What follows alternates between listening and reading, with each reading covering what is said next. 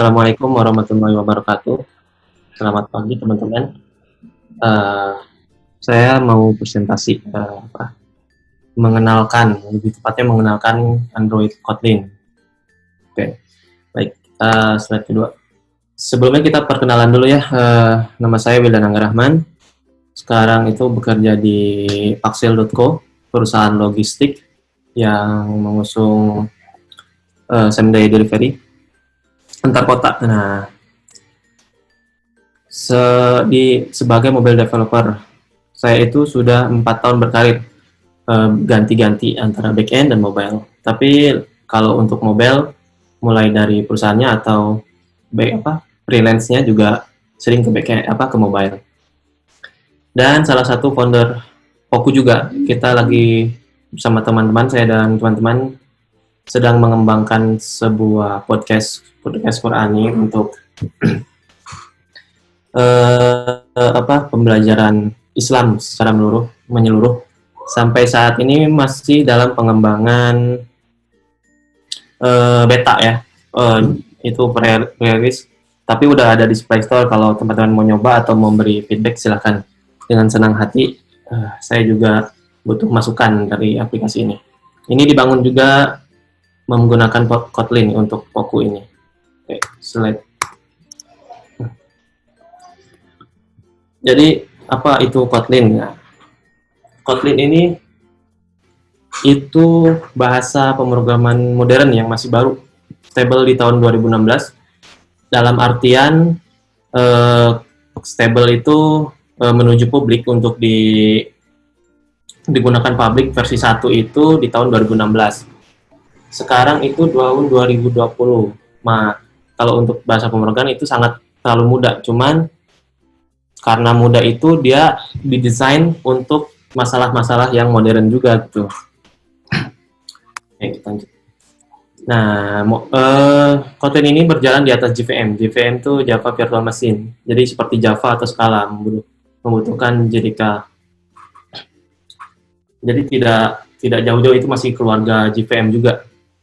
Nah, bagusnya si Kotlin ini, dia masih bisa membaca library Java. Kalau misalnya teman-teman mau mulai menggunakan Kotlin, teman-teman nggak usah khawatir kalau misalnya ada library yang masih menggunakan Java, itu masih bisa dibaca oleh dan sangat mulus gitu, nggak ada masalah apa-apa, nggak ada konfigurasi apa-apa, tinggal dipakai aja kelas-kelasnya langsung.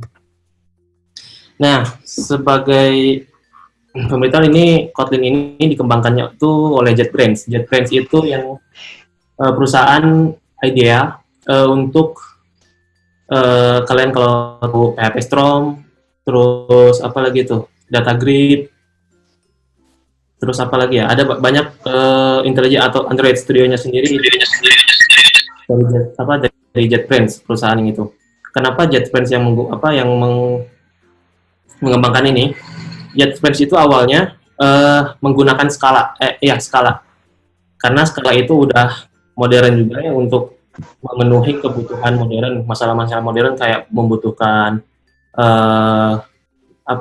null safety segala macam, high order, itu menggunakan Scala. Namun Scala ini untuk build-nya sendiri itu sangat berat gitu loh.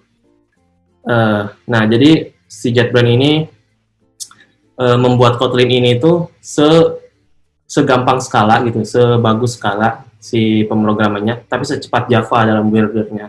Jadi itu adalah antara gabungan keduanya di JVM.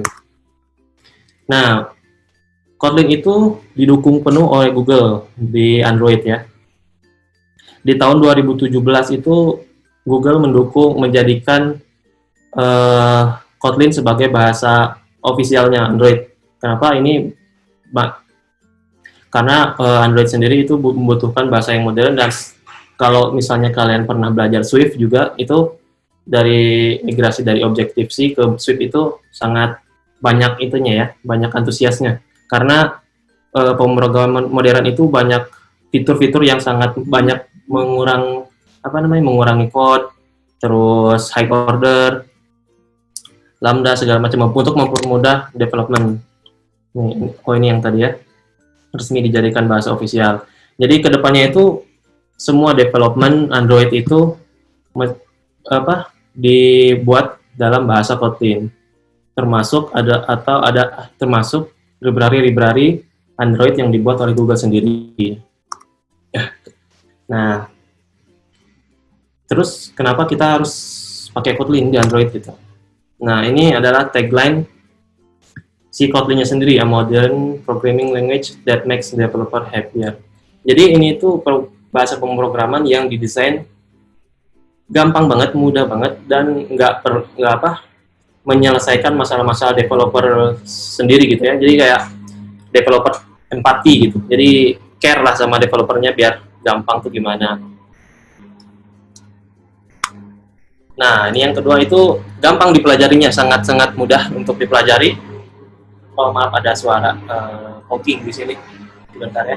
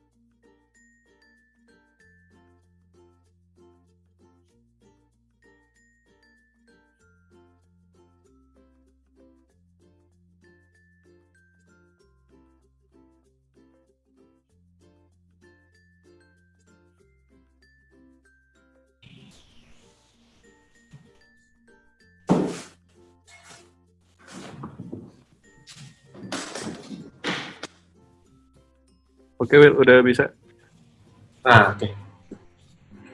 Oke, yang ketiga ya. Gampang. Ini yang kedua dulu, gampang dipelajari. Kenapa gampang dipelajari? Kotlin itu tidak terlalu banyak untuk orang-orang awam itu kalau misalnya langsung masuk ke Kotlin sendiri itu sangat gampang. Sintak-sintaknya juga mendukung kayak bahasa-bahasa manusia juga gitu, gampang dipelajari. Ekosistem yang sangat mendukung. Nah, ekosistem di sini itu karena Android ini kan punya Google juga, Google tuh mendukung penuh si pengembangan Kotlin ini di Android. Jadi nggak perlu khawatir lagi kalau misalnya ada update atau apa untuk menyesuaikan ke sini. Karena library Java sendiri pun itu bisa digunakan di sini. Kalau misalnya emang project kalian itu dulunya Java mau rewrite ke Kotlin, itu sangat bisa, ataupun berdampingan pun sangat bisa gitu. Misalnya sebagian fitur Java, sebagian fitur lagi Kotlin, itu sangat bisa. Nah, ini yang menarik ya, bahasa yang mendukung cross platform seperti Java ya. Java kan bisa digunakan sebagai server, sebagai desktop, segala macam ya. Yang uniknya itu, nanti itu ya. Yang uniknya itu Kotlin ini bisa digunakan nantinya, bahkan masih eksperimental. Eksperimen di sini, jadi masih percobaan, tapi udah banyak yang coba gitu loh. Si Kotlin ini bisa dijadikan code base, misalnya logiknya itu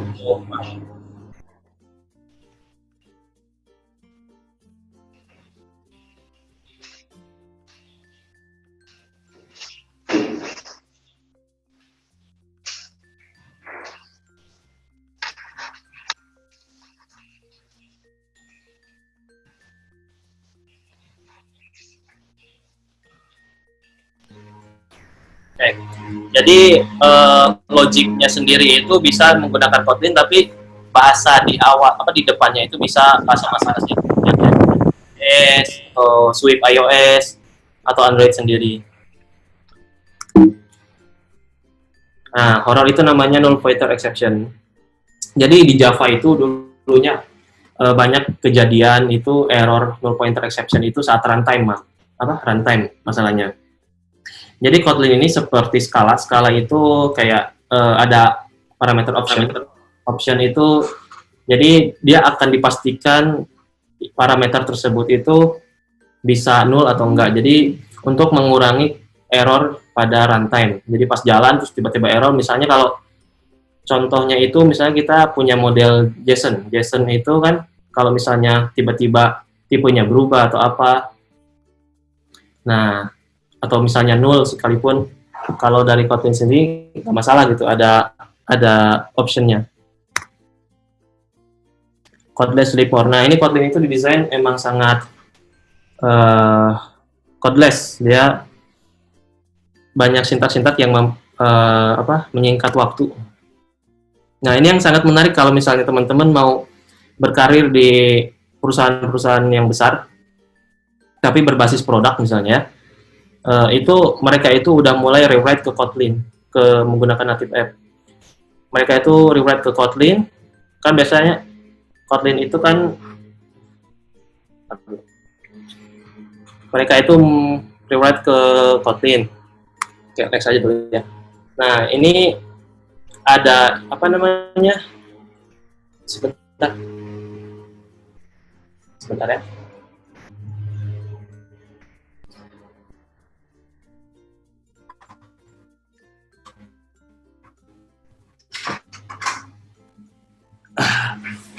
Lupa tidak tutup jendela.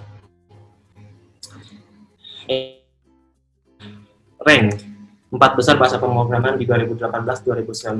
Ini berdasarkan octoverse.github.com. Jadi ada banyak bahasa baru yang sangat cepat meningkat penggunaannya, rewrite ke bahasanya itu adalah yang pertama itu Dart. Dart itu digunakan juga untuk Flutter di itu ya di hybrid iOS Android. Terus Rust, HCL. Nah keempat itu adalah Kotlin. Jadi Kotlin ini antusias orang-orang developer itu sangat besar juga gitu, masih termasuk ke 4 bahasa. Jadi ke teman-teman itu nggak perlu khawatir untuk community-nya sendiri gitu. Banyak kalau misalnya menemukan error pun teman-teman masih banyak orang yang udah terbentuk lah community-nya, bisa nanya sana sini gitu. Nah, urutan keempat paling dicintai berdasarkan Insight Stack Overflow, Rust, TypeScript, Python, dan Kotlin. Kotlin tuh emang karena tadi tagline-nya itu emang kan developer makes developer happier. Nah ini mereka berhasil menjadikan Kotlin sebagai bahasa yang dicintai gitu loh. Nah ini adalah popularitas Kotlin-nya sendiri mengalahkan Scala dan Clojure di keluarganya JVM sendiri, bahkan di JVM sendiri. JVM itu banyak ternyata ya. Ada Groovy, Odor, Scala, Java. Kalau Java sendiri kan masih emang dari dulu emang udah besar sendiri ya, karena emang bahasa yang lama. Tapi Kotlin sebagai pendatang baru malah bisa mengalahkan Scala dan Clojure yang duluan keluar gitu. Nih kenapa harus native app? Kan aja banyak kan, misalnya, kenapa nggak React Native aja gitu loh. Kenapa harus native? Nah, kalau misalnya teman-teman mencarinya based on performance gitu ya, kalian bisa nge-tweak segala macam lah kalau di native-nya sendiri, karena emang udah environment itu nggak ada layar penghalang lagi gitu, nggak ada layar-layar harus melewati layar apa dulu baru ke base native-nya. Jadi itu menjadikan performance-nya sangat mulus lah. Nah, UI UX mulus di setiap ukuran layar. Nah, ini sangat penting ya. Di native itu kan bisa dia otomatis mengukur layar dan misalnya resource-nya, ini yang untuk kecil, ini besar, ini itu udah otomatis. Jadi seamless lah untuk UI UX-nya. Karena emang didesain awalnya itu untuk yang emang native gitu. Nah ini cara belinya itu, jadi kalau misalnya kita punya produk gitu loh, untuk scale-nya itu lebih gampang karena emang didukung penuh Android-nya sendiri gitu kan, dari SDK-nya sendiri emang dari situnya. Kalau misalnya kita menggunakan React Native misalnya atau Flutter atau apalah gitu ya, itu kan harus melewati layar dulu, terus misalnya ada third party juga kan, sini ya jelasin. Nah di sini yang penting itu ada jika native-nya update, misalnya SDK-nya update, terus kita menggunakan third party yang misalnya SDK-nya yang lama gitu. Kita bakal kesulitan untuk update ke SDK yang baru itu gitu loh. Jadi membutuhkan cukup lah gitu untuk menyesuaikan ke SDK yang baru. Ini juga sangat penting ya, lebih leluasa mengakses hardware device, karena kalau misalnya produk kita atau project kita itu membutuhkan untuk mengakses hardware device-nya sendiri itu secara penuh langsung gitu, entah kamera atau apa gitu. Nah ini yang tadi butuh single code base mobile, karena Kotlin punya mobile cross platform. Jadi walaupun kita itu nggak kayak React Native, sekali coding bisa jadi iOS, bisa jadi Android gitu. Tapi Kotlin itu bisa punya single code base gitu. Jadi kalian bisa menggunakan satu code di atas gitu ya, sebagai common untuk kayak apa ya, kayak rumah logika kalian lah gitu loh. Tapi nanti untuk iOS-nya itu cuman kalian kayak front end lah, cuman menyesuaikan tampilannya segala macam native-nya lah untuk biar mulus gitu.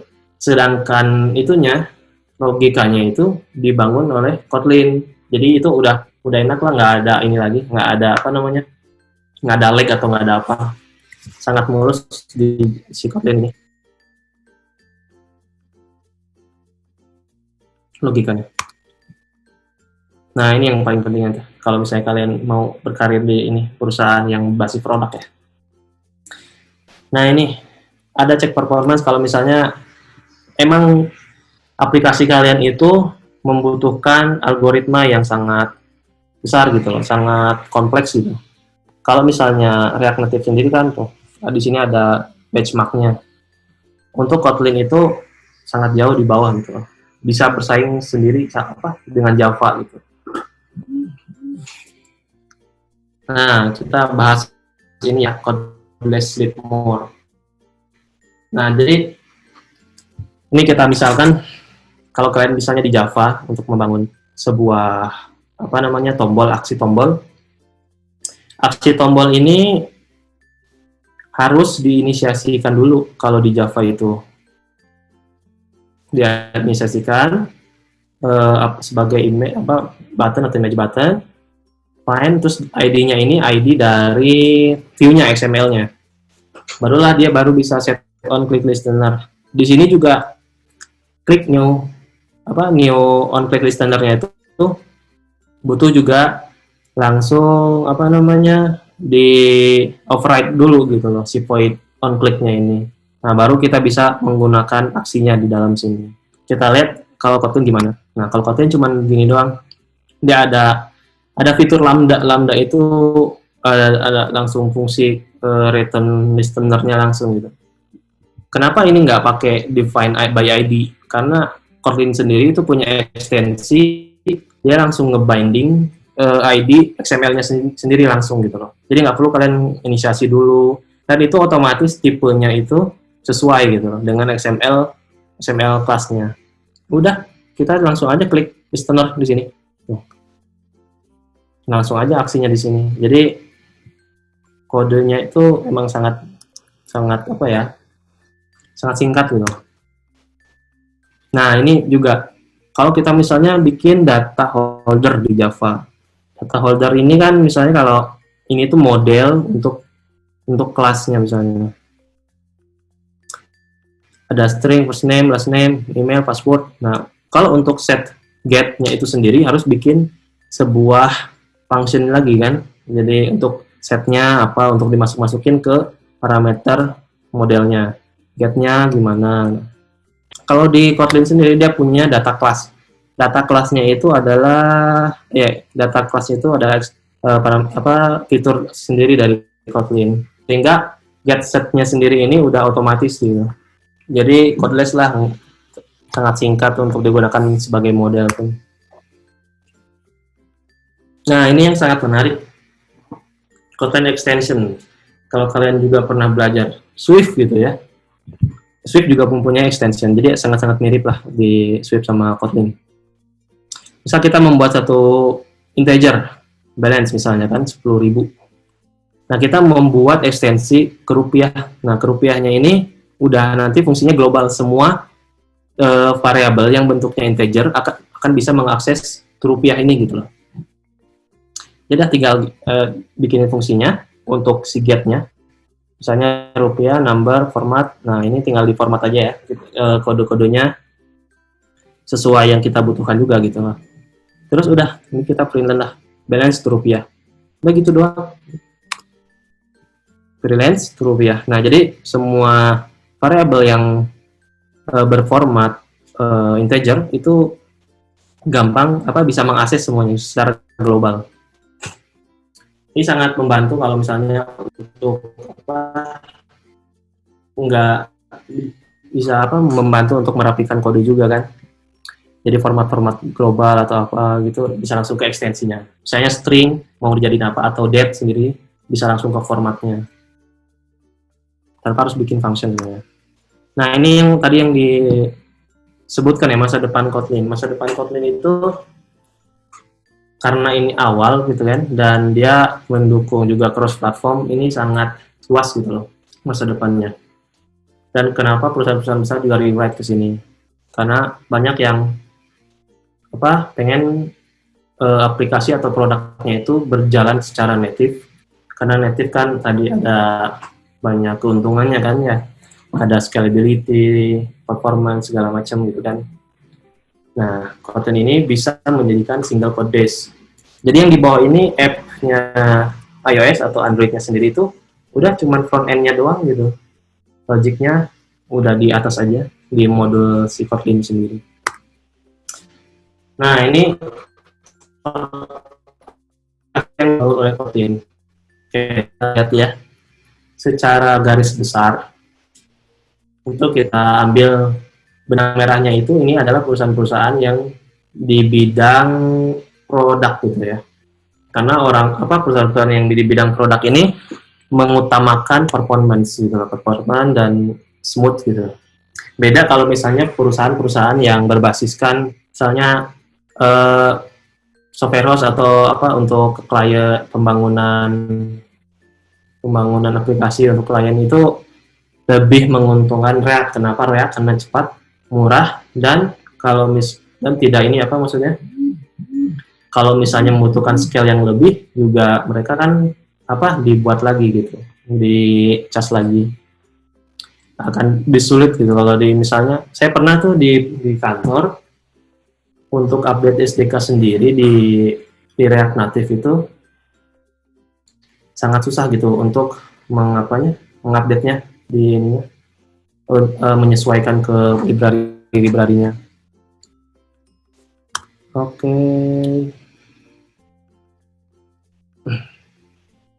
Nah, oke, sudah selesai mungkin ya sharing dari saya. Nah, ini kalau misalnya ada workshop online membuat aplikasi Android, mulai dari desain sampai jadi Kotlin, udah siap join apa belum? Nah, kita balikin lagi ke kalian. Mungkin gitu aja, Cok. Terima kasih. Saya kembalikan pada ini Niko. Oke, Will. Nah, ini Mas Mario mau nanya, berarti kita set supaya bisa unmute ya. Jadi silakan kalau misalnya teman-teman mau nanya, boleh langsung tanyakan aja. Mas Mario boleh. Selamat pagi, Mas Wildan. Pagi, Mas. Kedengeran, Mas? Kedengeran, jelas. Oke. Makasih ya, Mas, tadi sharingnya. Ya, sama-sama. Oke, sekarang aku mau nanya sih, Mas. Aku tuh kan sekarang pakai React Native dan mungkin ingin belajar pakai Kotlin. Nah, untuk belajar mobile ini tuh harus menguasai bahasa pemrograman Kotlinnya dulu sebelum jauh menguasai Android Studio-nya atau berpetualang di dunia mobile-nya gitu. Ingin nanya itu dulu sih, Mas. Oke. Jadi gini ya, sebenarnya untuk orang-orang yang udah pernah belajar Android itu tadinya di React Native ya? Iya, aku developer React Native. React Native itu lebih dekat sebenarnya kalau misalnya kalian udah mau belajar ke Android Native, ke Kotlin segala macam. Yang pertama itu kalian harus paham itu bagaimana sih workflow-nya sebuah mobile app itu ya kan? Karena emang beda treatment juga sama web kan. ada gestur segala macam, terus UI UX-nya navigasi. Nah, untuk kalau misalnya mau ke Android sendiri, emang sangat jauh berbeda dari React Native ke native gitu.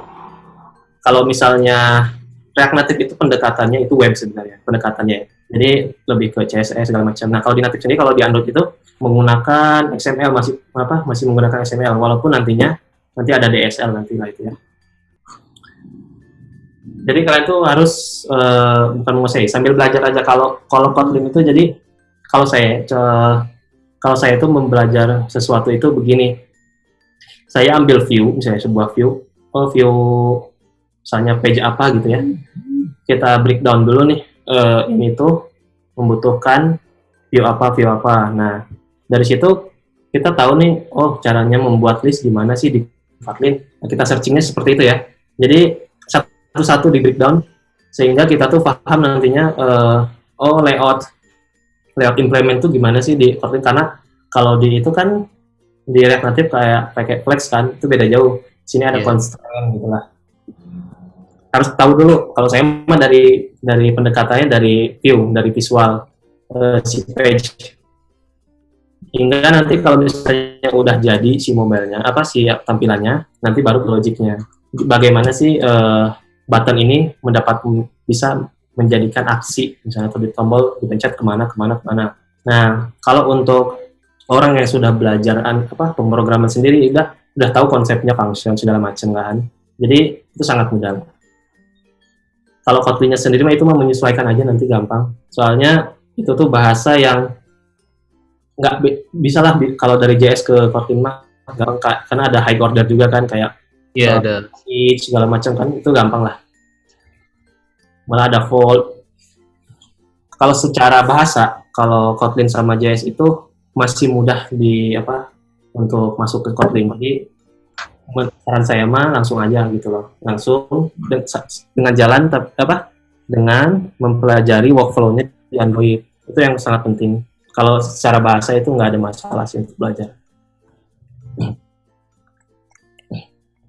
Bagaimana? Mas, iya ya, buat poin tadi aku sudah mengerti. Boleh kalau buat panduan untuk belajar nih Mas nih. Apa Mas dulu belajar dari dokumentasinya secara langsung atau mungkin dari modul apa gitu Mas? Biar kita belajar secara teratur, nggak nyimpang ke sana ke sini gitu. Apa ada Mas sumber atau referensi? Kalau ini saya lebih ke ini sih, ke dokumentasi aslinya kalau yang sekarang ya. Kalau dulu sih ngikutin kursus juga kayak di YouTube segala macam kan. Tapi itu tadi ke base awalnya gitu. Saya mau cari apa gitu loh.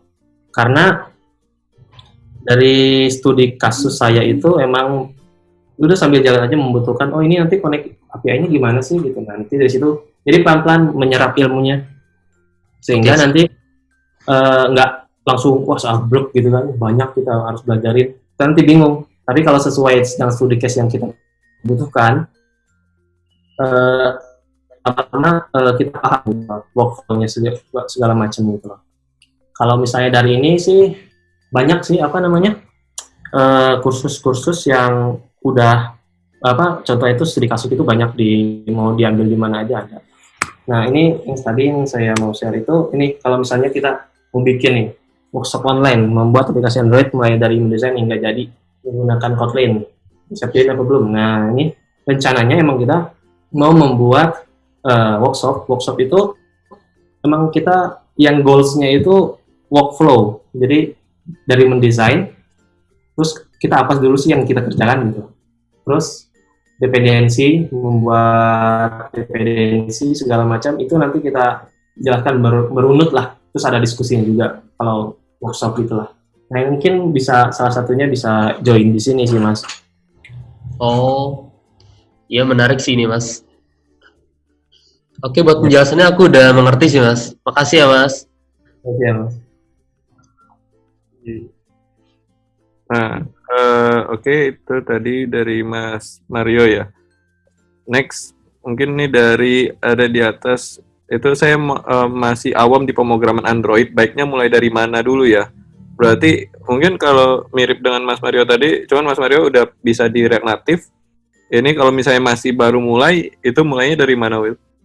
Mending. Kalau mulanya itu langsung ini aja, apa maksudnya belajar dulu kayak bagaimana sebuah pemrograman, atau mungkin udah pernah webnya gitu, atau bahasa yang pernah dipelajari, atau emang awam sekalipun gitu. Kalau emang awam sekalipun itu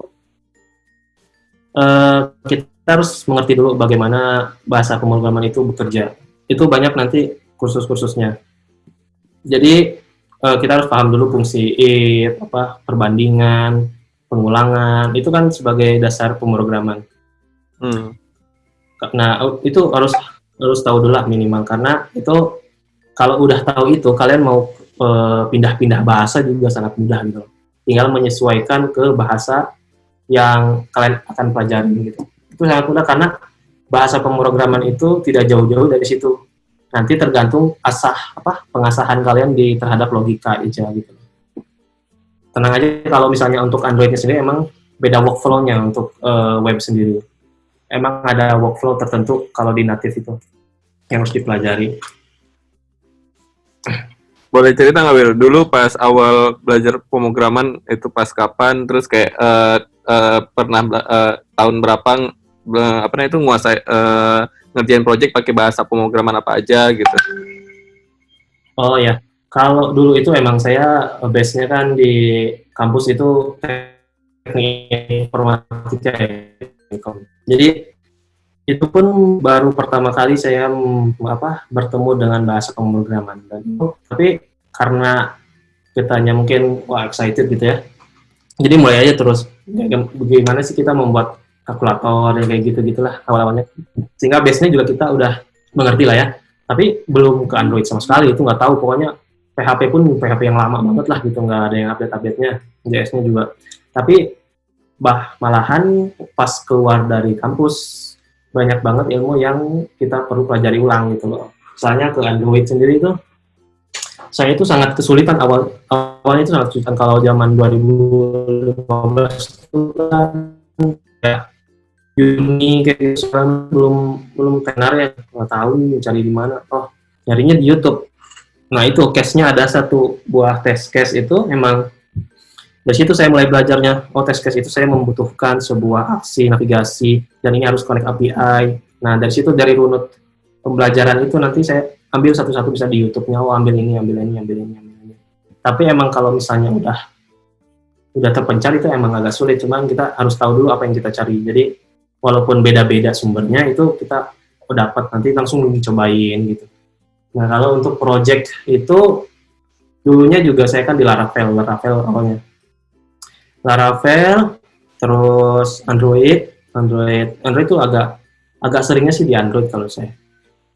Kalau project itu di Androidnya Android dulu, Java murni lah. Karena emang baru 2017 lah ya Android Kotlin itu. Terus banyak sih yang harus dipelajari. Kotlin, terus pindah ke Kotlin, dari Java ke Kotlin. Nah, ini yang menarik sih dari Java ke Kotlin dulunya. Dari Java ke Kotlin itu kan Java itu emang sangat detail ya dalam penjabaran OOP-nya. Jadi agak banyak banget yang dibikin waktu itu. Waktu pindah ke Kotlin ini, wah nyaman sekali karena emang yang kalau kalian perhatikan ya, kalau di Kotlin itu kayak Python gitu, nggak ada titik koma lah, kalian nggak akan nemukan itu. Jadi langsung aja fokus lah pokoknya di codingnya. Project sendiri sih udah banyak sih di yang Android, dan terus berkembang. Banyak sih yang harus dipelajari setelah belajar Kotlin-nya sendiri, dan bisa itu nanti kalau kalian mau jadi profesional itu harus belajar lagi arsitektur segala macam kayak gitulah. Kan kayak gitu. Nah, ini masih ada beberapa pertanyaan yang masuk. Cuman sebelum kita jawab-jawab nih, kita biasanya sebetulnya sebelum tanya jawab biasanya kita ada foto bareng. Jadi fotonya itu kita pakai Zoom. Teman-teman mungkin bisa nyalakan videonya. Jadi nanti dari saya akan screenshot. Nanti kita upload ke grup Telegram. Kalau yang belum join grup Telegram nanti bisa nanti saya share link Telegramnya. Jadi setiap minggu kan kita ada sharing-sharing. Minggu depan itu ada kenalan, bakal sharing tentang itu test driven development. Jadi kalau teman-teman belum tahu, nanti bisa cari tahu tentang test driven development minggu depan. Nah, minggu depannya lagi itu ada tentang dari Google Developer Expert, itu terkait tentang data science. Nah, jadi info-info itu kita share di grup Telegram setiap minggunya. Link Zoom ini juga kan kita share juga di grup Telegram.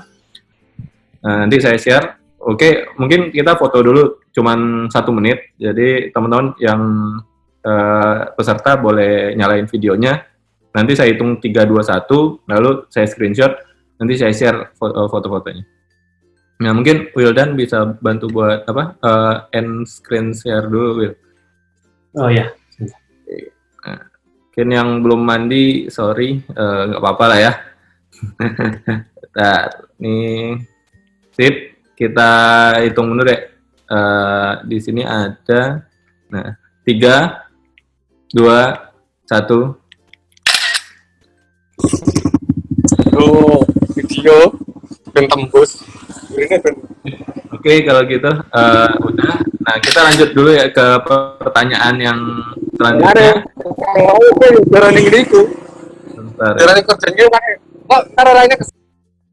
Nah, oke, pertanyaan selanjutnya itu ada dari di sini ada dari Mas Iwan. Setahu saya Kotlin itu multi platform, belum bagus untuk production, masih berat dan performanya kurang. Atau udah bagus ya sekarang ya, Mas? Nah, Kalau untuk sekarang itu masih pengembangan, masih dalam tahap eksperimen. Jadi emang banyak yang bereksperimen di situ.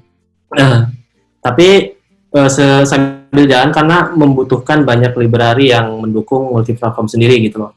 Dulu saya kemarin saya pernah mencoba itu untuk MVVM-nya, API-nya udah sangat mulus.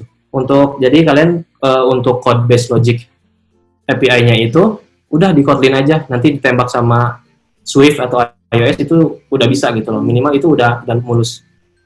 Tapi emang eksperimental ini emang belum direkomendasikan sebagai production gitu loh. Tapi untuk pengembangan di masa depan gitu loh, itu sangat menjanjikan karena ini tuh terus berkembang dan sesuai dengan kebutuhan banyak perusahaan, karena yang emang mengejar natif sendiri kan membutuhkan saat ini gitu, jadi punya code base yang single gitu untuk semua aplikasinya gitu, seperti itu. Itu berarti maksudnya suatu Kotlin ini mulai ke iOS juga, artinya apa itu namanya udah nggak native lagi atau malah jadi native Android dan native iOS dengan satu bahasa gitu? Ya, jadi maksudnya begini, native itu kita tetap di bahasa native-nya iOS atau Android-nya. Misalnya kalau native Android itu kita nanti codingnya di Kotlin sendiri kan. Kalau di iOS itu di Swift. Nah, ada satu lagi di atas, layer di atas itu adalah code base si Kotlin, tapi emang Kotlin bahasanya. Cuman saat dia masuk ke sebagai library iOS, itu akan menjadi Swift gitu. Jadi framework bukan framework ya. Jadi kayak library yang dibuat dari Kotlin tapi conversion ke Swift. Itu kan sangat berdekatan bahasa Kotlin itu. Nah, jadi sangat mulus, udah bisa digunakan. Nah, library yang mendukung multi platform itu belum banyak. Tapi kalau misalnya udah mendukung sampai satu buah holder data yang besar gitu untuk API-nya, itu sudah sangat banyak membantu lah gitu. Karena emang esensial dari Android itu kan kita bisa berbagi ke semua gitu ya, jadi ke server segala macam. Nah, itu logiknya sangat banget membantu gitu. Nah, oke, itu tadi ya. Terus nih berarti ini ada pertanyaan dari Ricky Noviansyah. Berarti Kotlin itu apakah diciptakan untuk menutupi kekurangan Java? Bener nggak ya gitu? Pertanyaannya gitu, bener nggak ya? Dan Kotlin bahasa yang simple sintaks. Java itu bisa diartikan bukan sebuah kekurangan sebenarnya. Cuman Java itu udah terlalu tua gitu untuk permasalahan yang baru gitu. JetBrains itu menggunakan Java dan itu pindah ke Scala karena Scala itu udah menggunakan high order segala macam. Dan itu fitur-fitur itu yang sangat membantu dalam proses development. Kotlin dibuat itu dengan dengan secara modern seperti Scala. Nah, karena Scala ini sangat berat dalam build-nya, nah mereka itu pengen kayak Java buildernya ringan gitu. Bukan berarti Java itu kurang gitu, bukan. Java itu bagus gitu, karena udah terbukti ya, udah sangat lama itunya. Cuman untuk permasalahan-permasalahan yang sekarang gitu, yang baru itu sangat sulit dan akan sangat lama diselesaikan oleh bahasa-bahasa yang belum mengusung fitur-fitur yang lama, yang baru sekarang. Jadi sekarang tuh kalau kita menggunakan Kotlin itu sangat membantu proses development untuk permasalahan yang sekarang.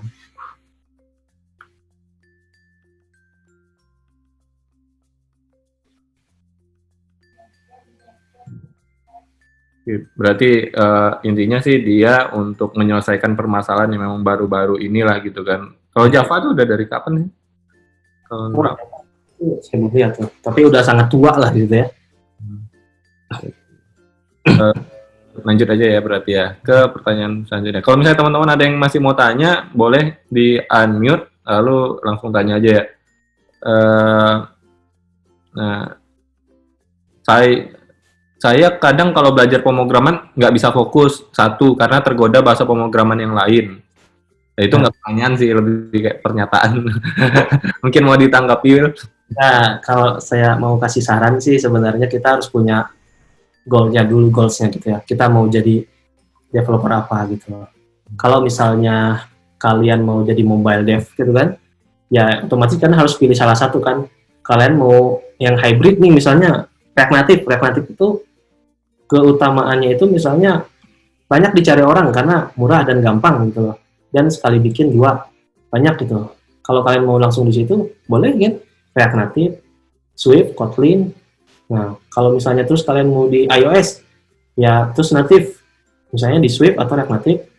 Kalau mau fokus di Android, mungkin di Android. Tapi kalau misalnya orang yang udah ke iOS atau orang yang ke Android itu biasanya mau dari silang dari Android ke iOS itu gampang, mudah. Jadi kalian harus tentuin dulu kalian mau jadi developer apa. Tapi itu emang harus fokus dan emang harus banyak latihan dan project case, test case atau mini project. Untuk portofolio kalian sendiri juga sangat membantu lah untuk agar mengasah kemampuan kalian di bidang itu. Dan itu yang tadi sempat saya bilang gitu. Native app itu kan sangat kalau misalnya kalian mengejar karir gitu ya di perusahaan-perusahaan besar di mobile gitu ya. Nah, perusahaan mobile itu besar itu kebanyakannya udah rewrite ke Kotlin native gitu. Kalau misalnya mau iOS, cobalah ke Swift. Kalau misalnya kalau yang kalian kejar itu adalah perusahaan-perusahaan produk bisnisnya gitu. Sip. Oke, belajar Kotlin bisa. Nah, ini tadi nanya tentang Mas Wildannya nih dari Alif Aziz. Itu Mas Wildan pernah nggak lupa sintaks? Soalnya saya baru belajar, kadang harus nyontek kodingan-kodingan sebelumnya gitu. Nah, itu gimana tuh? Pasti kan kalau sintaks nggak mungkin dihafal ya, apalagi kalau misalnya nanti bahasa pemrograman udah banyak yang dikuasai. Nah, tipsnya gimana? Biar kalau lupa. Atau Ya, kalau ya aja. Sebenarnya saya juga orang yang jenius gitu kan, lihat codingan terus nggak lupa inget. Saya lupa banyak lupanya. Cuman karena kita sering berhubungan gitu ya, kita tuh secara tidak sadar kita tahu apa yang mau kita lakukan. Bahkan di Kotlin-nya sendiri juga kadang kalau saya mau inget gitu apa namanya, tapi cara mempraktiknya gimana, itu ya udah searching aja. Itu bukan dosa gitu loh kalau searching untuk melihat dokumentasi gini, ya udah gitu, kita implementasikan lagi dengan kasus yang kita gitu.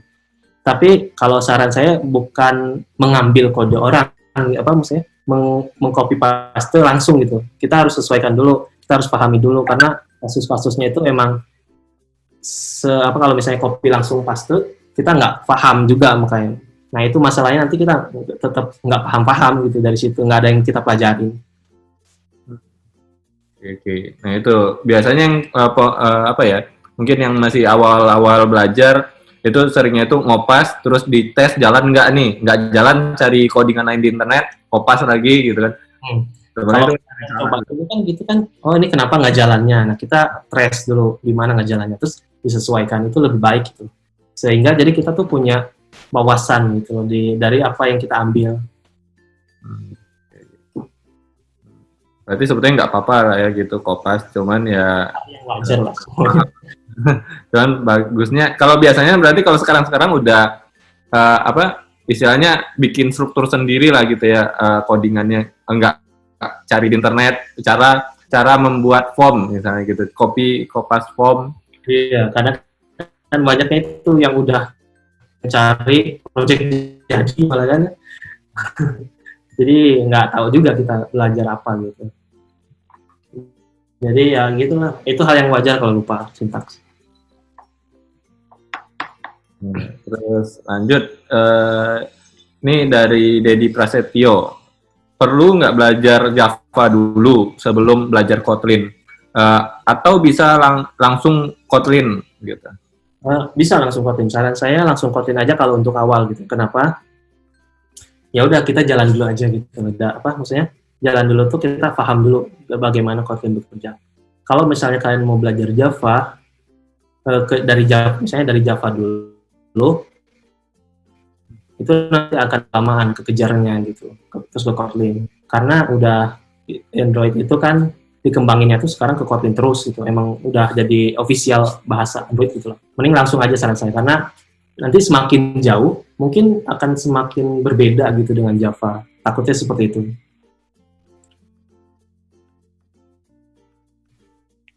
Oke, lanjut berarti ya pertanyaan berikutnya. Dengan Kotlin untuk buat app sederhana, contohnya aplikasi POS yang nembak ke REST API, kira-kira perlu berapa bulan waktunya dan berapa developer ya? Kalau itu tergantung developernya seberapa kosong waktunya kan ya. Itu harus ditentuin juga. Kita harus punya manajemen development juga kalau kayak itu. Ini nggak bisa ditentuin secara ini. Kita harus breakdown dulu fiturnya apa. Mungkin kalau misalnya kita butuh desainer khusus, ya nambah lagi desainer gitu loh. Terus kalau kita butuh misalnya kan POS itu kalau misalnya REST API kan harus perlu orang di back end juga, perlu juga orang back end-nya.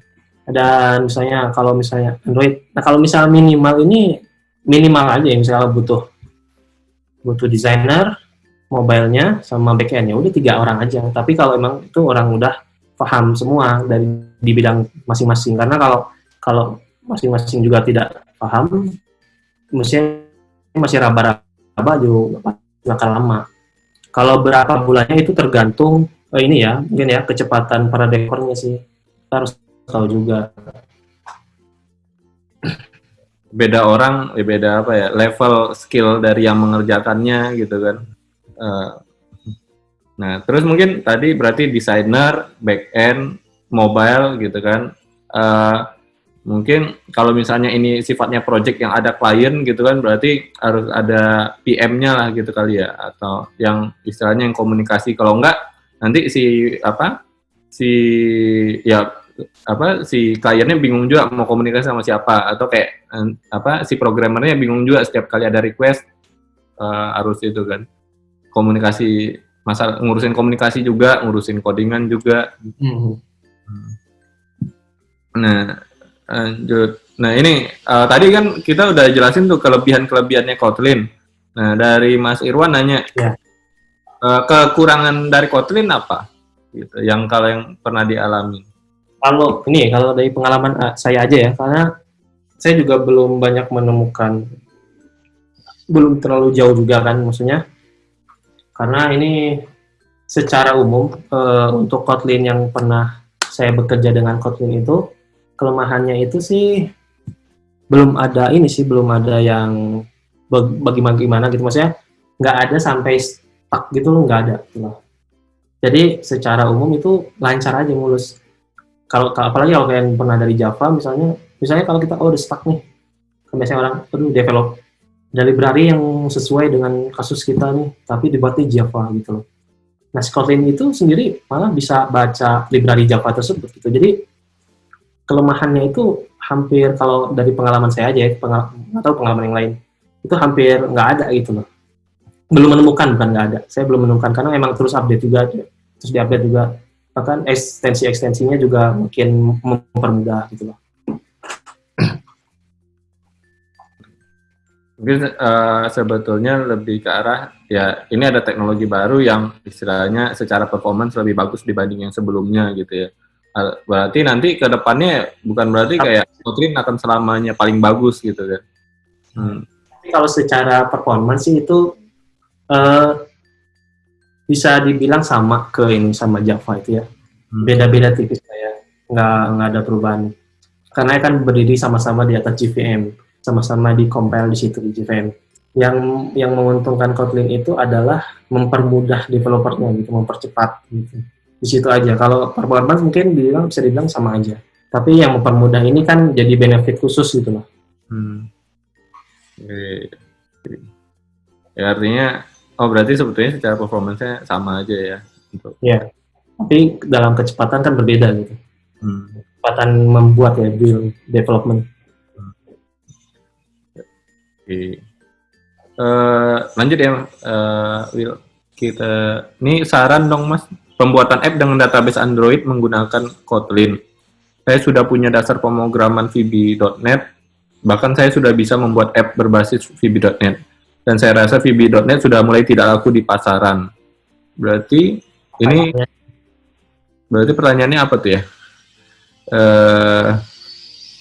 Berarti lebih ke saran sih.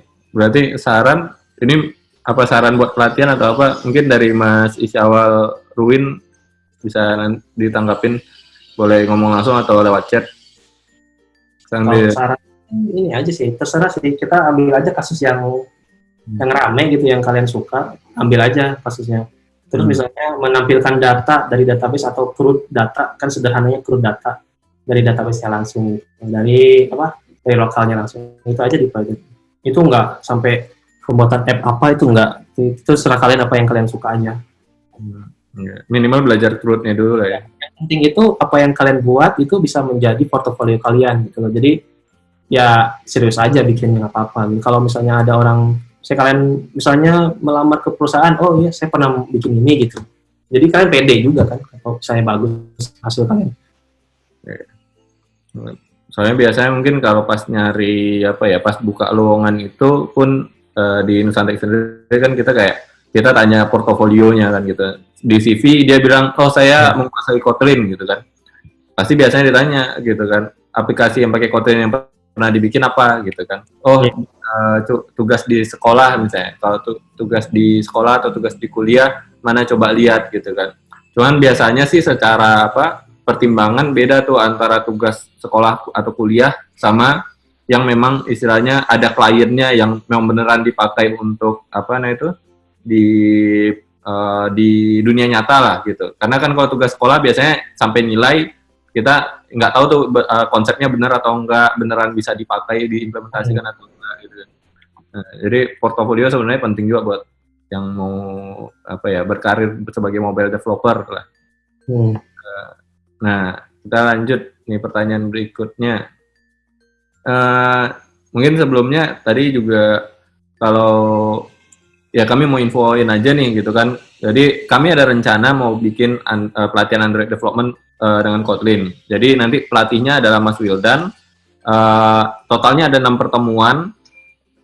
Lalu untuk peserta yang kita nilai terbaik nanti di akhir itu kan di awalnya bayar. Untuk biaya pelatihan itu di 300.000 per orang. Nah, di akhir kalau misalnya kita akan memperingkatkan peserta 10 yang paling baik menurut mentor. Jadi nanti kita nilai dari keaktifan atau dari sisi kualitas codingannya atau dari sisi kerapian kerjanya. Nah, itu kita akan kembalikan biaya pelatihannya di akhir pelatihan untuk 10 orang itu. Nah, itu. Jadi kalau misalnya teman-teman mau nanya nanti boleh di Telegram boleh, atau nanti boleh WA juga, nanti dikasih kontak untuk tanya-tanya. Nah, ini langsung lanjut lagi dari Mas Gani Hikmawan. Perlu paham konsep OOP nggak Mas kalau belajar Kotlin? Kalau belum paham, artinya kalau belum paham OOP, istilahnya mending belajar OOP dulu atau langsung belajar Kotlin gitu? Ya, sebenarnya OOP itu adalah konsep dasar gitu, konsep yang nanti bakal terus kepake. Di Kotlin sendiri kan ada namanya interface, ada namanya override, ada namanya object atau kelas. Itu kalau kalian belum belajar konsep dasarnya OOP, kalian nggak ngerti gitu apa fungsi interface, apa fungsi apa extend segala macam. Itu sebenarnya konsep dasar banget lah. Jadi kalau misalnya akan sangat bagus dan membantu kalau kalian udah paham sih konsep OOP-nya.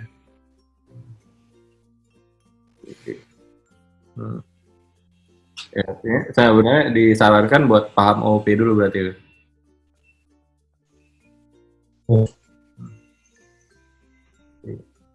Ini kok oke. Kirain tadi keputus. Nah, lanjut dari Ejabu, dari Mas Ejabu. Nyambung yang tentang POS tadi. Misal dikasih bayangan paling cepat jika semua kalau developernya jago-jago semua. Umumnya sekian bulan. Berarti kalau tadi disampaikannya misalkan ada satu back end, satu front end mobile gitu, satu orang mobile sama satu orang desain, berarti 3 orang nih gitu. Itu berapa lama kira-kira biasanya kalau POS gitu, kalau pengalaman mungkin dari pengalaman Mas Wildan biasanya berapa lama sih? Kalau misalnya sebuah project itu apalagi POS itu kan banyaknya constraint-nya ya, dari manajemen keuangannya segala macam barang produk. Kalau saya itu secara aman untuk sebuah project itu suka ambil di 3 bulan gitu. Itu udah misalnya kita nggak usah terlalu walaupun jago ya udah nggak usah pede-pede amat sebulan juga kan, karena di sana di jalan itu banyak drama nanti ke error gitu, terus tiba-tiba developernya juga ada satu case yang susah ketemunya gitu. Jadi biasanya sih saya 3 bulan gitu. Karena VO sendiri tuh gede loh, walaupun simpel banyak fiturnya sebenarnya. Ada diskonnya, nanti ada yang istilahnya bayarnya belakangan. Jadi dia beli dulu ngutang gitu kan, utang. Ada yang istilahnya dikasih gratis ya, istilahnya kalau tamunya yang punya nih gitu, barang harus tetap dicatat keluar, tapi nggak bayar gitu kan. Nah, yang kayak gitu berarti kan banyak tuh tiba-tiba nanti ada kondisi-kondisi yang kayak bakal bertambah gitu ya. Itu nanti tergantung dari sisi requirement-nya juga pasti kan. Nah, mungkin itu ya Will. Kita next saja ke pertanyaan berikutnya. Nah, aplikasi sederhana misalnya menampilkan Hello World. Setelah menjadi APK, total size-nya berapa ya Mas? Kalau dengan Kotlin berarti ya. Saya pernah bongkar aplikasi APK, bisa kelihatan script Java-nya. Untuk Kotlin sendiri, tools buat enkripsi sebelum jadi APK apa ya, Mas? Nah, ini orang yang sama sih nanya. Sebenarnya sih kecil sih, maksudnya saya juga kemarin itu Poco itu, apalagi sekarang APK itu ada ada bundling. Jadi itu bisa sampai 4 mega Poco sendiri ya, itu aplikasi Poco sendiri, bukan Hello World doang gitu. Jadi si bundle itu dia bisa menyesuaikan dengan aplikasi device-nya. Misalnya device-nya itu cocoknya tuh size small, jadi resource semuanya itu yang small dikasihnya. Jadi itu optimasi di resource-nya ketika download. Itu kok ringan, sangat kecil. 4 mega kecil ya sebetulnya ya. Dibanding kalau misalnya kita pakai kayak React Native gitu kan biasanya bisa berapa puluhan ya kalau React Native ya. Kayaknya tuh. Kalau ya, banyak di ininya kan di node modulsnya biasanya. Nah, kalau Java gimana? Biasanya lebih size-nya lebih gede. Mana sih kira-kira Java sama Kotlin? Pernah bandingin nggak? Belum pernah bandingin sih karena kan harus bikin 2 aplikasi yang bersama gitu. Belum pernah bandingin itu kalau di situ. Tapi harusnya nggak beda jauh sih karena ini kan sama-sama lah. Ya. Mungkin kelemahan kalau yang hybrid ya itulah ya, size-nya gede karena banyak modulnya. Terus tadi itu tentang apa bisa kalau Java kan ya, tadi dari APK itu bisa dijadiin balik ke Java gitu. Kalau Kotlin itu bisa apa nggak ya? Ini berarti ada tools buat enkripsi sebelum jadi APK-nya nggak ya? Mungkin maksudnya biar nggak bisa dibalikin lagi ke Kotlin, atau Kotlin sendiri memang nggak bisa dibalikin lagi dari APK ke Kotlin gitu. Nah, itu sebenarnya kan bisa di-recompile kan. Cuman Android Gradle sendiri kan udah punya apa namanya lupa lagi. Ada guard-nya lah, apa namanya itu ya. Saya lupa nih. ProGuard, Mas. Nah, itu. Nah, ProGuard ya. Jadi dia tuh kalau bisa di-decompile juga aneh gitu. Misalnya cuman A, fungsi B gitu loh. Kalau di itu ya, di apa? Di apanya tuh namanya? Di decompile lagi. Ya, tapi ada itu kalau misalnya di API itu masih kelihatan kalau misalnya udah hardcode itu string-stringnya. Kalau itu mah kan nantinya jatuhnya ke security-nya di backend nantinya.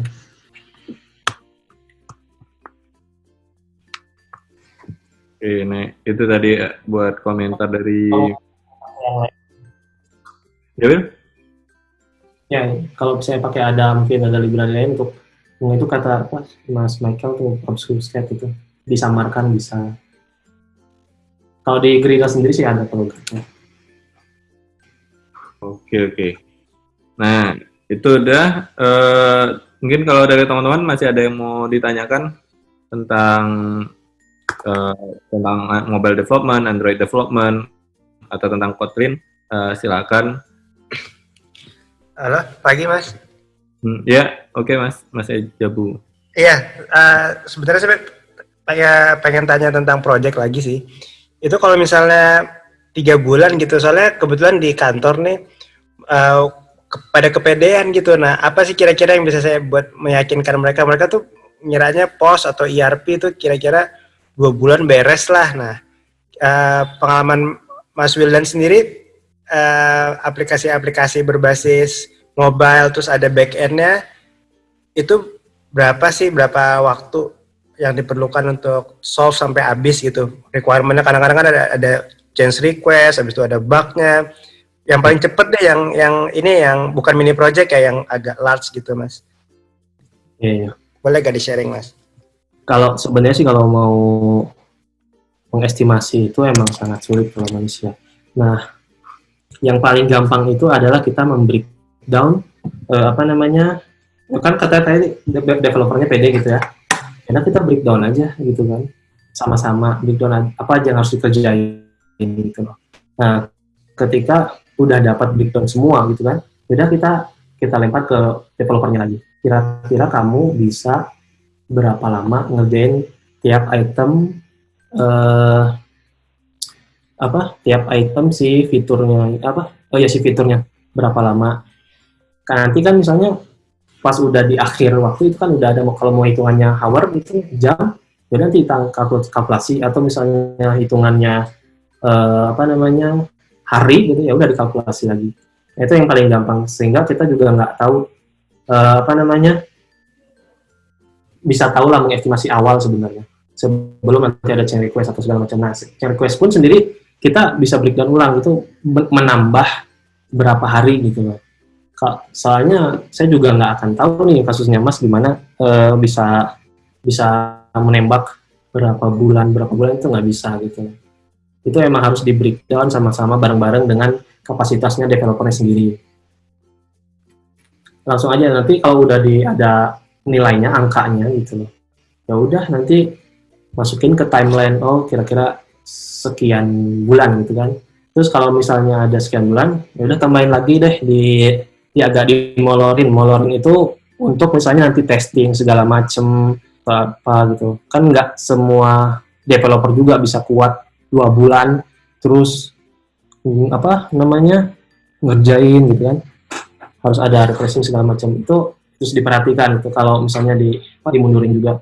Kalau mau memastikan orang itu ya udah langsung aja breakdown semuanya karena kita sama-sama ngerti nanti. Oke, Mas Wildan, makasih banyak Mas. Ya. Kalau di kantornya itu misalnya orangnya non IT, mungkin pakai visual gitu. Jadi apa ya? Digambarkan berupa wireframe atau berupa mockup gitu kan, pakai tool Figma atau pakai Lucid Chart. Nah itu harusnya sih bisa jadi kayak jembatan antara istilahnya non IT dengan IT untuk kayak sama-sama paham. Oke, bikin kita breakdown tadi kayak kata Mas Wildan. Ini POS ada menu untuk berarti dari sisi kasirnya, lalu ada pengaturan untuk barang-barangnya sama harganya, ngelihat stoknya. Nah, itu berarti kan ada berapa halaman, ya digambarkan di tiap halaman pun nanti pasti ada menu-menunya, misalnya ada ekspor ke PDF atau ada ekspor ke Excel atau apalagi misalnya. Nah, itu suatu di breakdown harusnya bisa ditentukan. Dan kalau misalnya di breakdown istilahnya apa ya? Di breakdown pun biasanya kan kadang kita terlalu general, misalnya halaman apa ya, halaman produk misalnya. Kita misalnya ya halaman produk lah. Nah, berarti di halaman produk tuh ada apa lagi gitu. Nah, seenggaknya kadang kalau misalnya apa ya, kita kasih gitu aja berupa tulisan-tulisan gitu ya, dari sisi user atau dari sisi klien. Kalau misalnya dengan eksternal, berarti kan ke kliennya pasti kayak oh ya oke gitu kan. Nah, apalagi terlalu general kan, nanti pas udah jadi banyak tuh revisinya gitu kan. Tapi kalau sudah jadi dalam bentuk visual, nggak mungkin kan sebelumnya nggak ada tombol itu, tiba-tiba dia minta tambah tombol ekspor gitu kan. Artinya itu change request gitu. Tapi kalau di awalnya kita cuma bilang halaman produk gitu kan, suatu di halaman produk kita nggak ada ekspor, kita di pikirannya di klien tiba-tiba waktu kita presentasi diminta, oh tambah ekspor mas, ya kita nggak bisa nolak karena kita bilang halaman produk, dan di halaman produk di sisi mereka itu, di sisi user ataupun klien itu ada ekspor gitu kan. Ya nanti ada apa lagi gitu kan, nanti tiba-tiba mereka kepikiran, oh kami minta ada halaman ini mas gitu. Ada tombol ini, misalnya tombol sorting atau tombol filter. Kita nggak bikin dengan asumsi 1 bulan tadi kita nggak ada sort atau filter. Nah di situ yang nanti bisa jadi apa, miss-nya itu dari 1 bulan bisa jadi 4 bulan atau jadi 5 bulan ya. Nah tapi kalau udah ada visualnya dari sisi usernya, suatu dia bilang mas tambahin tombol ekspor, di mockup kita kemarin nggak ada ekspor gitu kan, artinya nggak itu ada change request, dan nanti kalau penambahan itu butuh durasi berapa lama. Nah di situ kita bisa tentukan. Oke mas, kasih mas. Oke. Ya. Nah, tip gimana, ada yang mau ditanyakan lagi buat teman-teman? Kalau nggak ada, kita ada form feedback. Jadi mungkin untuk bisa ngasih saran untuk pembicara, ataupun saran teman-teman untuk nantinya ke depannya sharing apalagi yang kita mau adakan. Jadi kita kan rencananya kita akan terus adakan ini setiap minggu. Kita mau kenalkan ke teman-teman yang di SMK ataupun mahasiswa ataupun yang memang sudah berkarir di IT mau pindah misalnya. Oh saya sekarang jadi programmer, saya tertarik data scientist nih. Nah kami akan undang data scientist yang 2 minggu lagi itu dari Gojek misalnya. Atau saya mau belajar tentang mobile developer, kita undang Mas Wildan. Kalau iOS nanti kita undang siapa lagi. Nah itu berdasarkan saran dari teman-teman. Semakin banyak yang menyarankan sebuah topik, kita akan coba untuk prioritaskan topik itu yang nanti kita adakan lebih awal gitu. Jadi teman-teman bisa isi form feedbacknya di feedback di s.id/feedback Nusantara Webinar, itu saya udah share. Nah, jadi teman-teman bisa isi di situ. Ini kita ada pertanyaan masuk tadi ke Mas Wildan. Bisa atau tidak kita obfuscate class name dan directory name? Kalau program itu class name itu bisa, karena emang banyak tuh. Udah aneh-aneh gitu. Kalau misalnya directory itu nanti berhubungannya dengan package name. Saya belum pernah nyoba kalau itu. Karena package name itu nanti berhubungannya dengan cara ngakses si kelasnya itu sendiri gitu, dari indexingnya. Saya belum pernah nyoba kalau untuk directory ya, tapi untuk kelasnya bisa. Itu ya buat jawaban dari pertanyaannya Mas Dikas. Nah, dari Mbak Marganda Sihombing. eh, kelas yang ditawarkan hasil akhirnya bisa buat aplikasi apa, Mas? Oh, Mas Marganda, sorry. Nah, oke. Nah, Rencananya kita membuat tiketing. Kita coba mendesain sebuah aplikasi tiketing. Atau misalnya ada saran nanti mungkin masukin aja, karena ini juga butuh saran juga kan apa yang kalian perlukan. Yang lebih menarik lah buat kalian. ya. Kalau kemarin kita udah diskusi, itu kita akan bikin aplikasi tiketing sederhana lah gitu. Dengan mobile apps, silabusnya itu ada di link yang tadi saya share. Jadi kalau misalnya mau tanya-tanya tentang silabusnya itu juga boleh. Ya. Gimana? Ada yang mau ditanyakan lagi mungkin dari teman-teman? Mungkin sedikit cerita juga tentang Nusantek Academy ini gitu. Jadi mungkin kalau teman-teman lihat di SMK atau di perkuliahan itu banyak yang istilahnya diajarkan pemrograman gitu kan. Artinya lulusannya diarahkan untuk jadi programmer gitu. Nah, cuman seringkali misalnya nggak ada fokus secara karirnya. Jadi itu lebih ke dari siswanya yang saya mau jadi mobile developer misalnya. Ya udah belajar dalami mobile development sendiri. Nah, kita mau coba dampingi itu supaya saya mau jadi mobile developer. Ya udah kita adakan sharing-sharing dulu untuk mengenalkan mobile developer itu nanti kerjanya seperti ini, tools yang dipakai ini gitu. Nah, lalu kita adakan juga kelasnya untuk untuk belajar langsung dari mobile developer yang memang profesional. Nah, tapi juga sebetulnya yang jarang kita lihat di kampus-kampus adalah atau di SMK, mau jadi machine learning engineer, mau jadi IoT engineer, atau mau jadi data scientist gitu kan. Nah, spesialisasi itu yang mungkin kita masih agak jarang lihat walaupun beberapa tempat sudah ada. Nah, kita mau fokus ke istilahnya kamu mau jadi apa nanti setelah lulus atau di masa mendatang kamu mau jadi apa. Nah, kita akan coba dampingin itu supaya teman-teman yang punya keinginan untuk mendalami sebuah topik di IT atau berkarir di sebuah bidang di IT itu kita fasilitasi. Nah, itu tentang Nusantek Academy dan Nusantek Webinar. Kenapa kita adakan yang gratis ini setiap minggu? Tujuannya mengenalkan ada macam-macam profesi apa aja di bidang IT. Karena IT itu nggak cuma murni jadi programmer, walaupun memang kebutuhan programmer masih sangat banyak sekarang ini gitu. Nah, tapi sebetulnya bidangnya luas banget. Nah, terus di sini lanjut lagi ada pertanyaan dari Mas Yulian, Islam Prayoga. Kalau sudah menguasai satu dasar pemrograman, jika ingin belajar pemrograman yang lain, apakah akan lebih mudah? Ya, tentu saja lebih mudah karena kita nggak mengulang logika dasar sebenarnya. Kita nggak mengulang logika dasar, yang kita pelajari itu bagaimana struktur codingan yang akan yang kalian pelajari gitu. Jadi untuk mempersingkat waktu, karena kita udah belajar logika dasar untuk pemrograman ini, terus kita kalau yang mau misalnya dulu saya dari PHP ke Android itu sangat berbeda. Tapi belajar itu adalah struktur dasar dan struktur dasar si Java-nya itu sendiri gitu. Jadi bukan dari belajar if kayak gimana sih cara kerjanya, atau looping cara di case gimana cara kerjanya gitu. Mempersingkat waktu lebih mudah.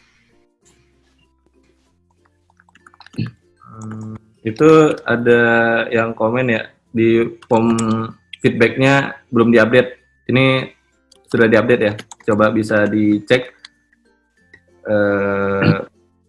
Sudah ditambahkan untuk yang webinar Introduction to Android Kotlin-nya yang hari ini. Jadi teman-teman sudah bisa pilih di form feedbacknya. Sorry kelupaan. Nah, oke. Kita lanjut ya. Ini ada pertanyaan dari Mas Ejabu. Ide yang Mas Wildan IDE yang Mas Wildan pakai apa ya? Android Studio, JetBrains atau apa? Android Studio itu milik JetBrains sebenarnya. Jadi untuk Android sendiri emang menggunakan Android Studio untuk natif. Jadi JetBrains itu company yang membangun bersama Google membangun Android Studio. Itu tuh fitur-fiturnya itu mirip-mirip ini apa? PHP Storm. Jadi banyak indexing segala macam, local history itu sangat gampang memudahkan. Tapi emang harus dipelajari khusus sih untuk Android Studio sendiri. Tiap orang kadang kan ada nyamannya sendiri-sendiri gitu ya buat IDE ataupun text editor yang dipakai. Oke, ada lagi pertanyaan dari teman-teman? Kalau misalnya sudah nggak ada, mungkin kita bisa tutup buat hari ini sharing-sharingnya. Ditunggu buat feedback dari teman-teman. Ada masukan lagi atau enggak? Ini ada pertanyaan satu lagi nih, terakhir ya. Kalau pakai VS Code, tok bisa nggak ya? Wah, kalau tok doang sih saya belum pernah nyoba sebenarnya. Tapi kalau misalnya Android itu kan emang dibangunnya itu toolsnya khusus di Android Studio gitu. Karena nantinya ada view apa namanya, view building gitu kan. Terus ada apa? Bahkan yang Android Studio 4.0 itu udah bisa membuat animasi editornya sendiri gitu. Jadi udah lebih gampang membuat animasi di Android Studio-nya.